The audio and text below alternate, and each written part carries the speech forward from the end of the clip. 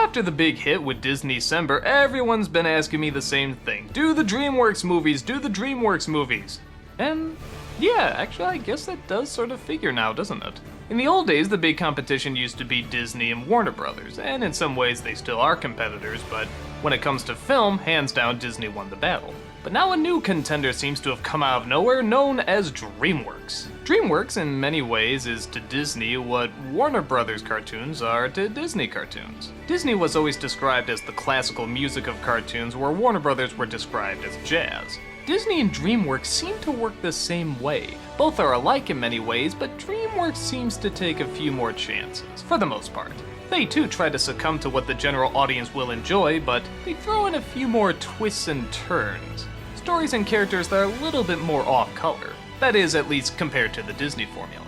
And it turned out to be a success, with many of their movies being big hits, and some of them not being such big hits. But financial stability doesn't always mean artistic success, so let's take the month of February to look through all of DreamWorks' animated features. This is the month I like to call Dreamworks-uary.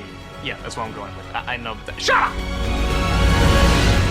Let's start with DreamWorks' very first anime feature, Antz, the controversial predecessor to A Bug's Life. Did Disney think of the idea first? Did Katzenberg? Blah blah blah blah blah, who cares? Let's just look at the movie as a whole. The film stars an ant named Z, played by Woody Allen. He's, big surprise, a neurotic, living in a colony of ants where it's very easy to lose your identity. He has friends here and there, but for the most part he finds it hard to fit in. That is, until he accidentally comes across the Queen's daughter, played by Sharon Stone. Which is weird because, yeah, they're all technically her children, but I guess somehow they singled her out as princess because she's being trained to carry the children. I don't know how it works, but they have a romance and seem to hit it off.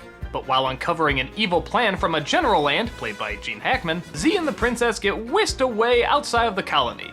And thus, the two are on a hair-raising adventure against humans, other insects, and even their own kind to find what they call paradise, known as Insectopia, which is really nothing more than a garbage can. As a first film, this is pretty damn good from an animation company. The CG now is a touch dated, but when it came out, it was pretty impressive.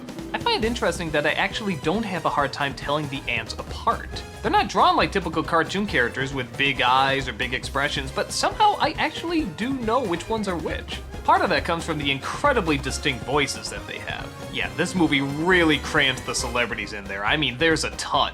But to its credit, they all sort of fit. Woody Allen as the neurotic, that's a no-brainer. Gene Hackman as the bad guy, that works obviously. Stallone as a soldier obviously fits well. Jennifer Lopez as one of the tough miners, that works too. Danny Glover as a supportive comrade. Dan Aykroyd as a snobby sophisticate. These actually really do fall together. That is all except for one. What the hell is Christopher Walken doing in this movie? And I'm not at all about the Christopher Walken hate. Anything he's in, I'll take it. But why? He has like no role. He's the assistant to the general, and that's it. There's no other character to him. He's not weird, he's not strange, and his voice sticks out like a sore thumb. Imagine it. A strong colony, sir. Colony we can be proud of. I just remember snickering the whole time because every time he opened his mouth, I'd be like, oh, that's Christopher Walken and he sounds funny. I wish he was given funny stuff to do. But while we're on the subject, the film is pretty funny. I mean, okay, not knee-slapping funny, but it certainly does great in creating these grand environments, made out of everyday small things. Their view of the world and the way they actually act as a colony is pretty entertaining. Literally, at birth, they decide whether or not they're gonna be a worker or a soldier. And of course, there's a lot of obvious commentary in either following the pack or being an individual, and where you draw the line. Which is why I think the film really does work better for maybe a younger audience. I remember when I saw this, I was a junior in high school. I was going through my rebellious artist phase, and this is just the movie I wanted to see.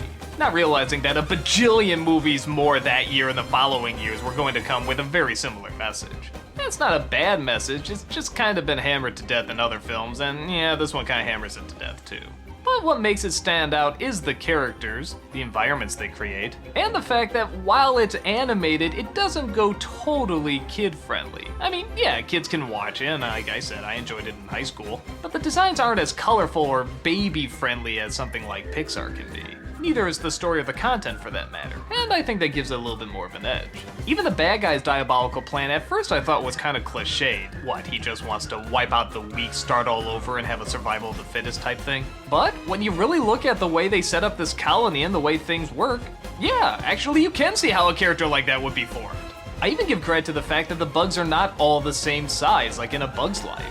Everything is actually to scale. The termites are much bigger, mantises are much bigger, bees are much bigger. It's like, yeah, bugs aren't all the same size, and that makes for a much more entertaining and threatening world to go through.